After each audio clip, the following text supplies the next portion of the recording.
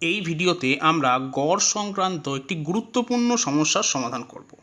এখানে বলা হয়েছে একটি পরিবারে 5 জন সদস্যের বর্তমান বয়সের গড় 33। তাহলে 5 জন সদস্যের মোট বয়স হবে 33 ইন্টু 5, অতএব 165 বছর। এরপর বলা হচ্ছে তাদের মধ্যে কনিষ্ঠ সদস্যের বয়স 9 বছর। তার জন্মানোর সময় তাদের বয়সের গড় কত ছিল তা নির্ণয় করতে বলা হয়েছে। এখানে দুটো পয়েন্ট উল্লেখ্য। প্রথম পয়েন্ট হলো তার জন্মানোর সময় বয়সের গড় নির্ণয় করতে বলা হয়েছে, অর্থাৎ 9 বছর আগে তাদের বয়সের গড় কত ছিল তা নির্ণয় করতে বলা হয়েছে। এখন 9 বছর আগে প্রত্যেকের বয়স, অর্থাৎ 5 জনের প্রত্যেকের বয়স 9 বছর কম ছিল।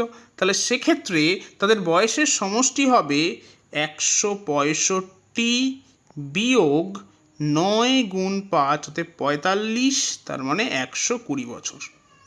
দ্বিতীয় বিষয়টি হলো 9 বছর আগে এই যে কনিষ্ঠ সদস্য এ ছিল না, তাহলে সদস্য সংখ্যা হবে 5 বিয়োগ 1, 4। তাহলে বয়সের গড় হবে 120 ভাগ 4, তার মানে 30। তাহলে সঠিক উত্তর হবে অপশন এ, 30।